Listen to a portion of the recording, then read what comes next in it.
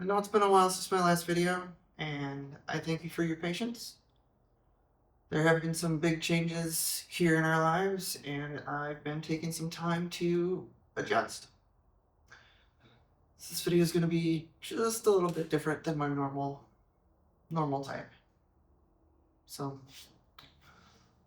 let's start the story.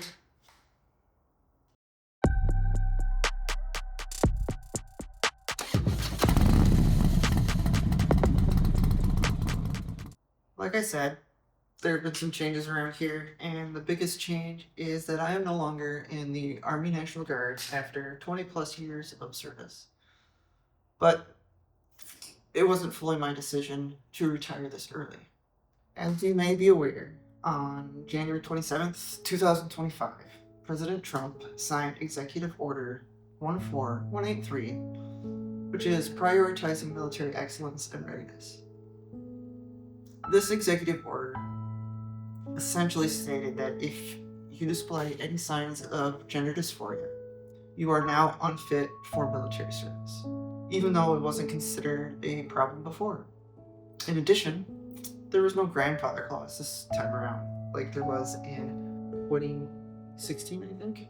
The honest part about this executive order was that affected personnel were to be discharged administratively, not medically, even though gender dysphoria was considered a medical disqualification in the military. This policy had larger implications for me beyond simply not being able to serve. On February 28th, 2026, I officially retired from the Army National Guard. I retired as a first lieutenant.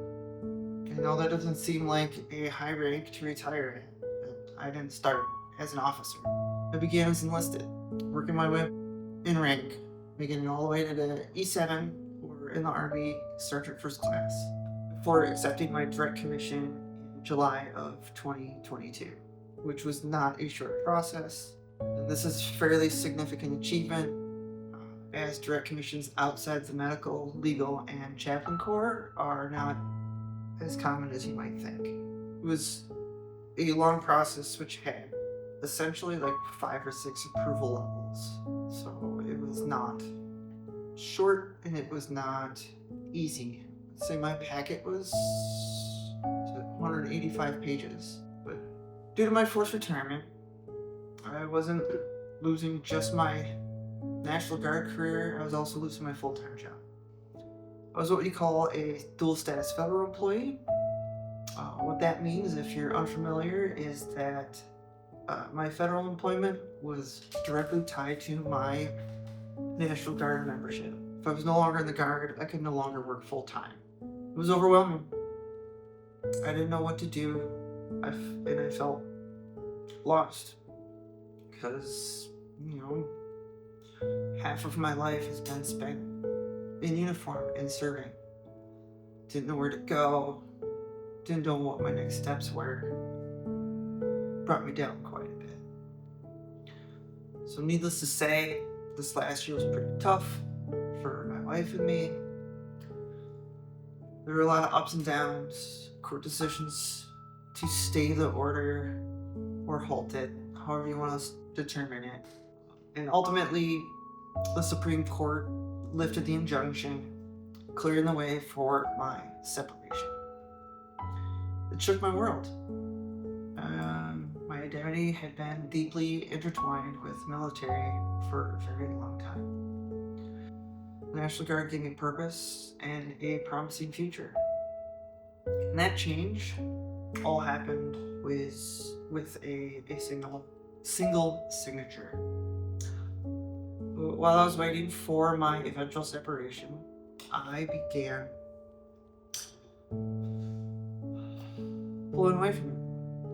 I hid in my office at work, retreating at home. I didn't know how to express what I was going through or feeling. My wife didn't always know, how to be there for me. I pushed everyone away as I was trying to process this.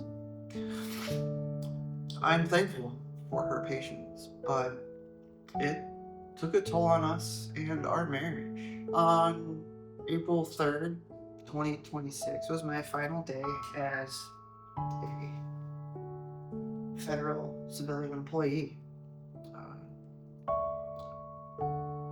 Was officially, I guess, retired, you could say. We celebrated with a small party at one of our local motorcycle dealerships. They had an event space, because of my obsession. It wasn't very big, but it's exactly what I wanted. Small gathering of close friends and family. It's been about a month now since I retired, and I'm adjusting not having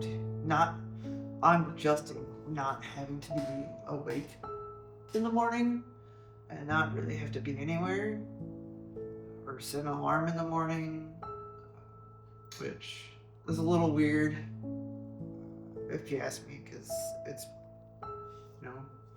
30 plus years of working, having to be up and be somewhere in the morning. It's hard to change that right away. But things are looking up though.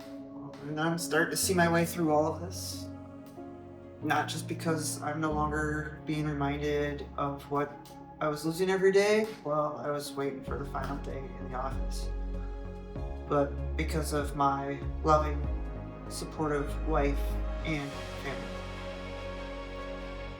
They give me a shoulder to lean on, and an ear to listen. I would say my wife did that more than anyone, even if it was just crying on her shoulder. I can't thank her enough. Amen. Well, that's my year. And I think you could say it was a doozy. Thank you for sticking around to the end. I really appreciate it. If you'd like to hear my wife's side of the story, you can check it out here or here. There's also a link in the description. Be safe out there, and I will see you on the road.